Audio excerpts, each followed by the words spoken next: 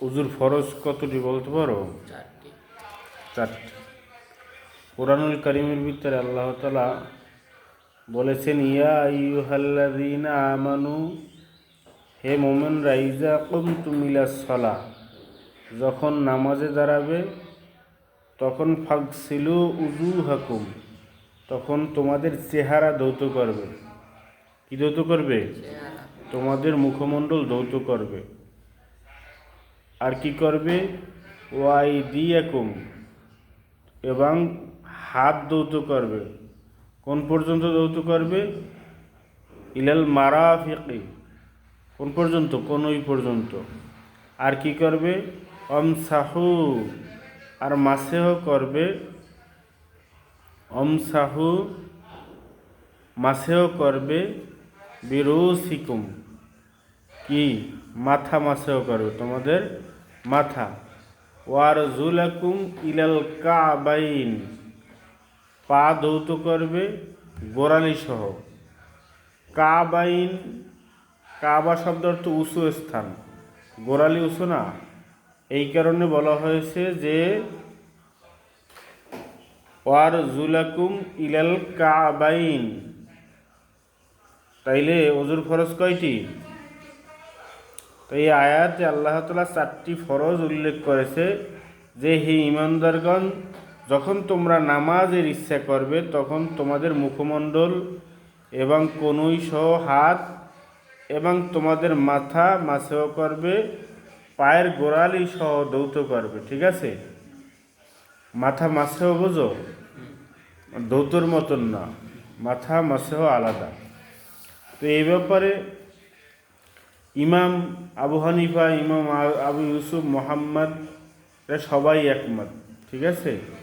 কিন্তু ইমাম জুফর রহমাতুল্লাহ আলাইহি ভিন্ন মত পোষণ করেন। তবে এই চারটা ফরজ, আবার অজুতে সুন্নত আছে।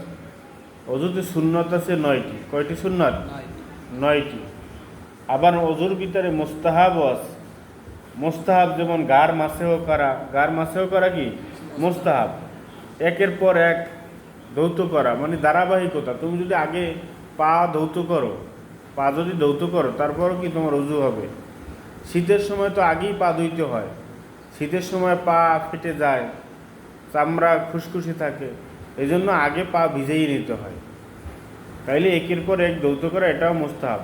ডান দিক থেকে শুরু করতে হয়, তাও কি মুস্তাহাব।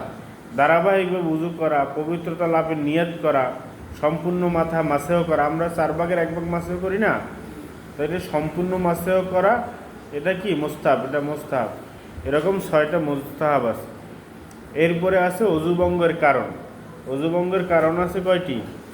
9টি বা 7টি। ওই যে 7টি বলছেন, 7টি। যেমন পায়খানা, প্রসাবের রাস্তা দিয়ে কোনো জিনিস বের হলে অজুভঙ্গ হয়ে যায়, ঠিক না? আবার তদ্রূপভাবে যেমন রক্ত, পুজ, এগুলো বের হলে শরীর থেকে অজুভঙ্গ হয়ে যায়। মুখভর্তি বমি হলে, হেলান দিয়ে ঘুমালে বা শুয়ে ঘুমালে অজু ভঙ্গ হয়ে যায়। বেহুশের কারণে বা বেহুশ হলে, পাগল অচেতন হলে, রুকু সিজদা অট্ট হাসি দিলে, তাহলে কি হয়? অজু ভঙ্গ হয়। অনেকে আছে যে তোমার হাঁটুর উপরে কাপড় উঠে গেছে, তোমার অজু ভঙ্গ হয়ে গেছে। এটা ঠিক না। এটা কি ঠিক না? নাভির নিচে কাপড় নেমে গেলে অজু ভঙ্গ হয় না। কাপড় হাঁটুর উপরে উঠলে অজু ভঙ্গ হয় না। তবে আমলে কাসির হয়, ফরজ তরক হয়, কবিরা গুনাহ হয়। অনেকে আছে উজু করছে, এখন তার সামনে একজন বেগানা পুরুষ পড়ছে, যার সাথে দেখা দেওয়া জায়েজ না, তখন কি মনে করে? তার উজু ভঙ্গ হয়ে গেছে। অনেকে আছে, কিন্তু তাতে কি হয়েছে? ফরজ তরক হয়েছে, কবিরা গুনাহ হয়েছে, কিন্তু উজু ভঙ্গ হয় নাই। ঠিক আছে? এরকম অনেকে আছে যে তুমি ফাহিশা কথা বলছো, তখন কি হয়? বলে যে অজু ভঙ্গ হয়েছে, কিন্তু অজু ভঙ্গ হয় নাই, কবিরা গুনাহ হয়েছে। বুঝাইতে পারছি?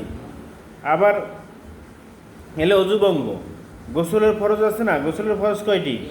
3টি। যেমন মুখ ভরে কুলি করা। মুখ ভরে কি? কুলি করা। আর নাকে পানি দেওয়া, একেবারে নাকের নরম স্থান পর্যন্ত। কোন পর্যন্ত? আর সমস্ত শরীর ধৌত করা। তদ্রূপভাবে আবার গোসলের যেভাবে ফরজ আছে, গোসলের সুন্নতও আছে। কি আছে? গোসলের সুন্নতও আছে। আবার গোসলের যেভাবে সুন্নত আছে, গোসলের ফরজ হওয়ার কারণও আছে। গোসলের কি আছে? ফরজ হওয়ার কারণও আছে। এখন ফরজ হওয়ার কারণ কি? ধরো স্বামী স্ত্রী একান্ত পরিবেশে মিলিত